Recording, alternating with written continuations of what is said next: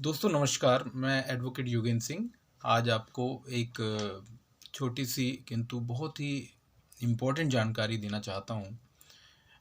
कुछ लोग कहते हैं कि हमारी कंप्लेंट थाने हम गए थे और वहाँ पे रजिस्टर नहीं की।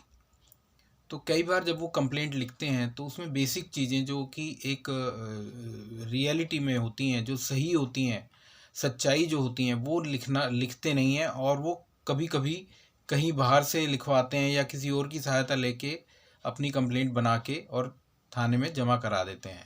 जिसमें कि लूप होल्स होती हैं, जिसमें कि कुछ ठीक नहीं होता है लिखा हुआ।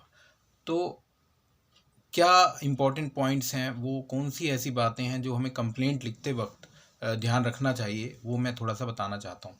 जब भी आप थाने में कोई कंप्लेंट करते हैं तो सबसे पहले एसएचओ के नाम में वो कंप्लेंट बनानी है और कोशिश करें कि जिसके साथ कोई भी ऐसी परेशानी आई है तो वो खुद स्वयं अपनी कंप्लेंट को अपने हाथ से लिखे। अगर वो खुद लिखने में असमर्थ है या उसको पता नहीं है कि लिखना कैसे है तो किसी एडवोकेट की सहायता ली जा सकती है। बट उसका जो कंप्लेंट है, जो उसका जो कंटेंट है वो उसी का अपना होगा। मतलब जो भी उसके साथ घटित हुआ है वो बिल्कुल उसी रूप में एडवोकेट उसको लिखेगा। तो उसमें क्या होता है, जो ध्यान रखना होता है कि मेन ये है कि जब आपने एसएचओ के नाम में रेफ़र किया कंप्लेंट को तो उसके बाद हेडिंग है।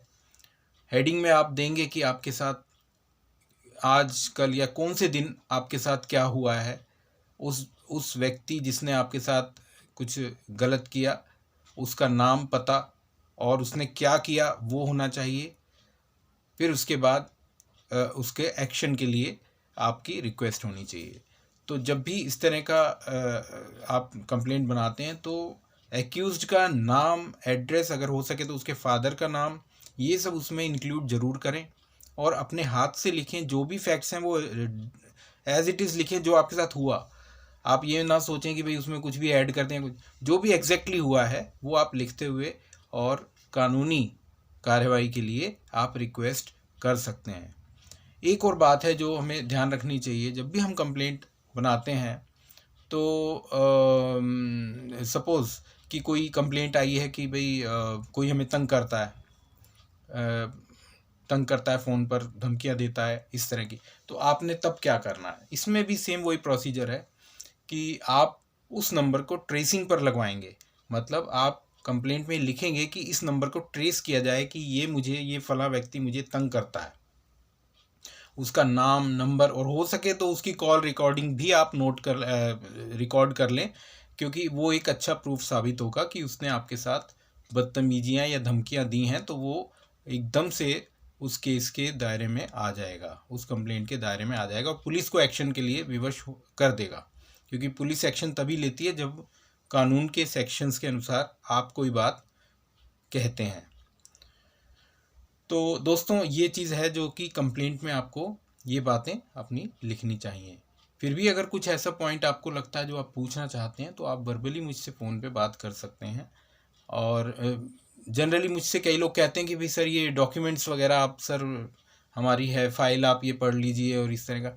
तो उस केस में सर ऐसा होता है कि मैं वैसे कोशिश करता हूँ कि अपनी तरफ से बेस्ट जो है उनको एक जल्दी से समाधान के रूप में उनको कुछ शॉर्ट में बातें बता दूं।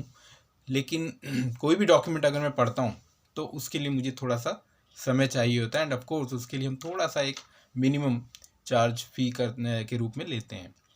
लेकिन हाँ, अगर सिंपल आपको जानकारी चाहिए तो वो मैं आपको एक नॉर्मल जो छोटी मोटी जानकारियाँ हैं वो मैं फ़ोन पे आपको दे सकता हूँ। लेकिन बिना डॉक्यूमेंट्स के पढ़े मैं कुछ भी आपको श्योरली नहीं कह सकता। और अगर मैं कह भी दूंगा तो वो गलत हो सकता है, क्योंकि डॉक्यूमेंट के पढ़े बिना हम अगर कोई राय दे दें तो नुकसान भी हो सकता है क्लाइंट का। इसलिए ऐसी चीज़ें अवॉइड ही मैं करता हूँ। हाँ, अगर छोटा मोटा एक जानकारी देनी है तो वो मैं फ़ोन पे जनरली बता देता हूँ। तो आप कुछ भी जानकारी अगर लेना चाहें तो मैं हमेशा तैयार हूँ। आप मुझसे फ़ोन पे मेरे नंबर पे नीचे जो डिस्क्रिप्शन में दिया हुआ है आप कभी भी मुझसे बात कर सकते हैं। तो ठीक है sir, thank you, take care, good bye, okay.